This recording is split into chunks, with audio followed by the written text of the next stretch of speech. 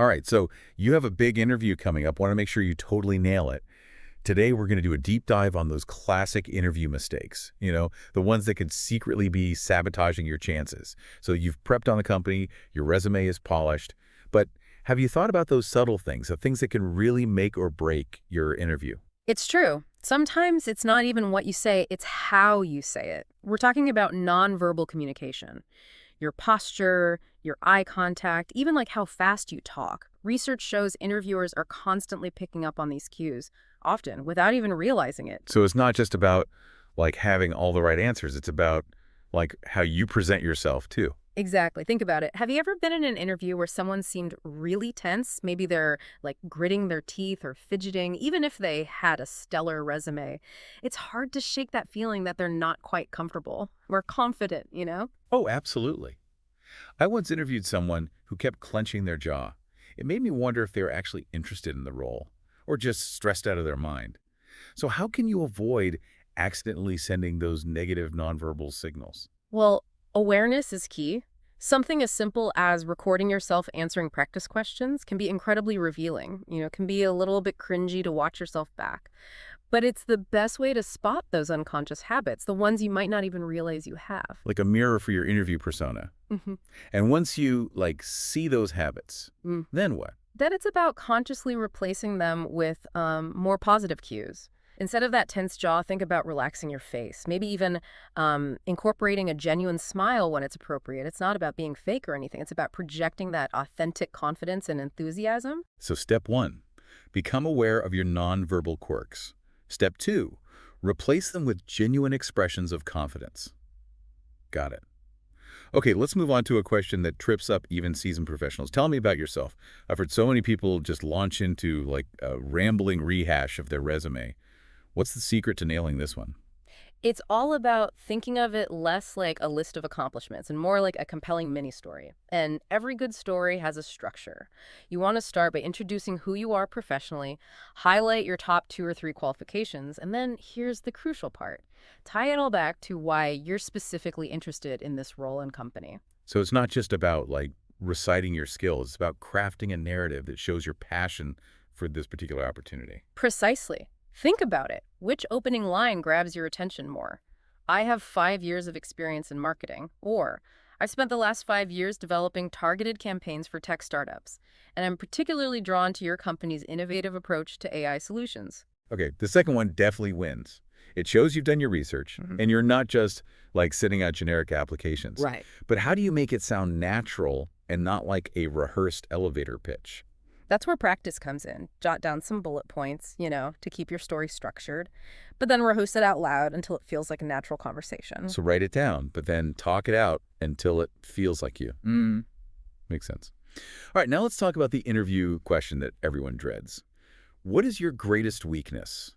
I feel like so many people either try to disguise a strength as a weakness or end up sounding overly self-critical. Is there a way to answer this authentically without, shooting yourself in the foot? Well, this question is less about confessing a fatal flaw and more about demonstrating self-awareness and a growth mindset. The interviewer wants to see that you can recognize areas for improvement and that you're actively taking steps to address them. So instead of saying, I'm a perfectionist, which let's be honest can sound a bit disingenuous, what's a better approach? Think about a weakness that's relevant to the role but not a deal breaker. Then frame it as something you're actively working to improve. For example, you could say, I used to get really nervous presenting in front of large groups, which is something I know is important in this role. So I joined Toastmasters and have been actively seeking opportunities to practice.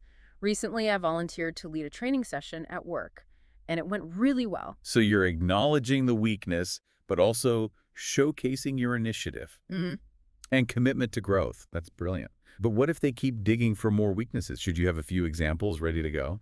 Having two or three well-thought-out examples in your back pocket, it's a great strategy. You never know when that interviewer might be extra curious. Yeah, it never hurts to be overprepared.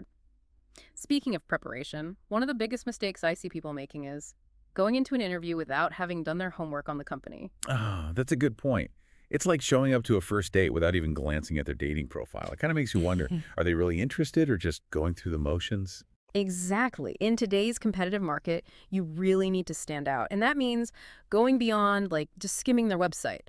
Look for recent news articles, check out their social media presence, see what their employees are saying on platforms like LinkedIn.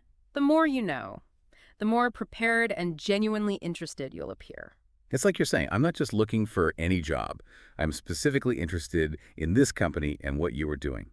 Now, on the flip side of showing genuine interest, what about asking thoughtful questions at the end of an interview? Is that still important, or is it just like a formality? Asking insightful questions is a missed opportunity for so many candidates. It's your chance to show that you've been actively listening, you know that you're thinking critically about the role and the company's future. Think of it like a tennis match. You're volleying back and forth, deepening the conversation. So what kind of questions make you, like, sit up and take notice? Right. What separates the generic from the genuinely insightful? You want to avoid questions that can easily be answered with a quick Google search, like, Mm. what does your company do? Or, how many employees do you have? Instead, focus on questions that demonstrate your deeper understanding of their challenges, their goals, their place in the industry, for example. You could ask, I read that you're expanding into the European market next year. What are some of the biggest challenges you anticipate in that transition? Or what are some of the qualities that make someone truly thrive in this company's culture? Oh, those are great examples. It shows you're not just looking for a job, you're looking for the right fit.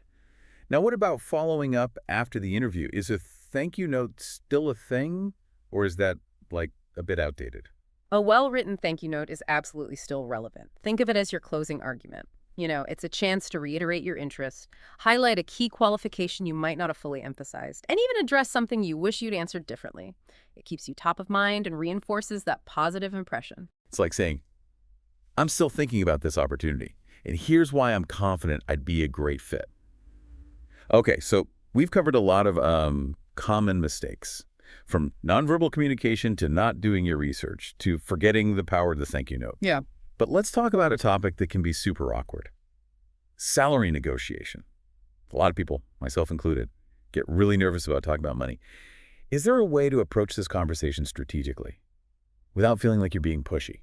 It's completely understandable to feel uncomfortable discussing salary, especially, if you're really excited about the opportunity. But what's fascinating here is once you have an offer in hand, that power dynamic subtly shifts. They've chosen you, they want you on their team, and that gives you more leverage to negotiate than you might initially So it's realize. not just about accepting whatever they offer. You can actually advocate for yourself. Absolutely, but it's like a delicate dance. It's not about, demanding a higher number. It's about having a conversation about the value you bring to the table.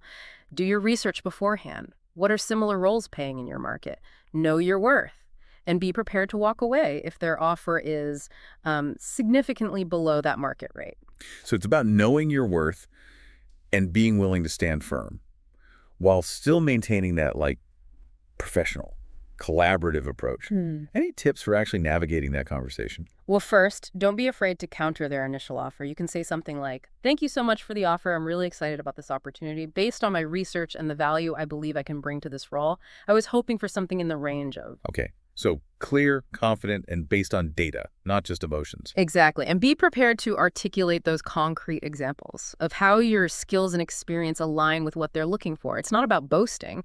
It's about showcasing the return on their investment in you. It's like saying, here's why hiring me is a smart business decision. I like that approach. Now let's move on to a mistake that I think we've all been guilty of at some point, not being fully present during the interview.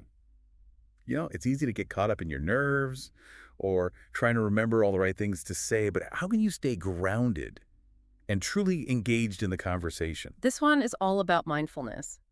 It's easy to get caught up in that internal monologue, but the more you can shift your focus to actively listening to what the interviewer is saying, the more authentically you'll connect. It's like any conversation.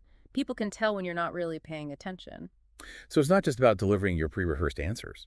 It's about being present in that moment and, responding genuinely to what's being said. How can you train yourself to do that, especially when you're, like, feeling nervous? One technique I recommend is to consciously focus on your breath. Take a few deep breaths before you even enter the interview room. And then if you feel yourself getting flustered, subtly bring your attention back to your breath. It's a simple but powerful way to calm those nerves and bring yourself back to the present moment. It's like hitting the reset button on your anxiety. I love that. Okay, so stay present, listen actively, breathe deeply. Got it. Now, what about those like curveball questions that interviewers sometimes throw your way? The ones that make you think, wait, where did that come from? Is there a way to prepare for the unexpected? While you can't anticipate every question, you can develop a mindset. That helps you tackle even the most unexpected ones. It's about shifting from, like, what's the perfect answer, to, how can I use this question to showcase my thought process and problem-solving skills? So it's not about having all the answers, it's about showing how you think. Exactly. For example, let's say they ask you, if you could have dinner with any historical figure, who would it be and why? It's not about, picking the right person. It's about articulating your reasoning in a way that reveals something interesting about your values and your intellect. So you're turning a potentially stressful question into an opportunity to showcase your personality Yeah. and how your mind works. That's a great reframing. Now let's talk about a mistake that can be especially tempting for people who are changing careers, trying to like fit a square peg into a round hole. How can you highlight your transferable skills without making it sound like you're like stretching the truth? It's all about finding those like golden threads, Yeah. the ones that connect your seemingly disparate experiences instead of focusing on job titles. Think about the core skills you've developed and how those skills translate to the new role. So instead of saying like, I was a teacher for 5 years, Hmm. you could say, I honed my communication and presentation skills by developing engaging lesson plans and delivering them to diverse groups of students. Exactly. You're essentially reframing your experience in a way that resonates with what the hiring manager is looking for. And don't be afraid to use concrete examples. Stories are always more memorable than just like a list of skills. Stories stick. Okay, so we've talked about reframing our experience, but what about those potential red flags on our resume, like gaps in employment or jobs we left after like a short period of time? Should we try to like downplay those Okay. or address them head on? Honesty and transparency are always the best policy. Trying to hide something, it'll only make you look suspicious. Instead, own it and be prepared to explain the situation in a positive light. So if there's a gap in your work history, don't try to like sweep it under the rug. Explain it. Precisely. You could say something like, I took some time off to care for a family member, and during that time I also volunteered with a local organization where I gained valuable experience and, you're acknowledging the gap, but also demonstrating how you use that time productively. So you're turning a potential negative into a positive by showcasing your initiative and commitment to growth. Now let's talk about a topic that's become increasingly relevant, virtual interviews. With so many companies embracing remote work, it's likely you'll be interviewing like via video call at some point. What are some common mistakes to avoid in this new landscape? Well, virtual interviews present some, unique challenges. It's easy to think they're more casual than in-person interviews, but that's a big mistake. You still need to project professionalism and polish, even if you're in your home office. So no coffee mugs or laundry piles in the background. Exactly. Choose a clean, uncluttered background Right. and make sure you have like adequate lighting so you don't look like you're in witness protection. And just like with an in-person interview, dress professionally. It'll boost your confidence and show you're taking the opportunity seriously. I've heard it said that even if they can only see your top half, dressing the part, from head to toe, can make a difference in how you feel and present yourself. It's true. Those subtle cues can have a big impact. And don't forget to do a tech check beforehand. Test your internet connection, camera, and microphone to avoid any like last-minute glitches. Tick glitches are the worst, especially when you're trying to make a good first impression. Any other tips for like nailing that virtual interview? One thing that can feel, awkward but is crucial is eye contact. Make sure you're looking directly at the camera, not at the screen. It might feel strange at first, but it makes a huge difference in how engaged and connected you appear. So think of the camera as the interviewer's eyes. Got it. Okay, we've covered so much ground today. From nonverbal cues to virtual interview etiquette. Any final words of wisdom for our listeners as they like gear up for their next big interview? Remember, the interview process is a two-way street. It's not just about them evaluating you, it's also about you evaluating them. Do your research beforehand. And during the interview, pay attention to the company culture, the team dynamics, the overall vibe. It's like a first date. You're both trying to see if there's, a spark, if it's a good fit. Exactly. And don't be afraid to ask those tough questions about work-life balance, growth opportunities, anything else that's, like, important to you. You're interviewing them just as much as they're interviewing you. That's a great reminder.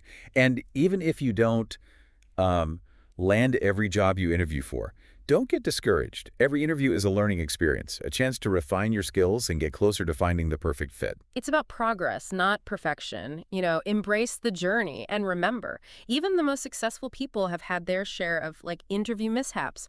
What matters is that you learn from them and keep moving forward. That's so encouraging.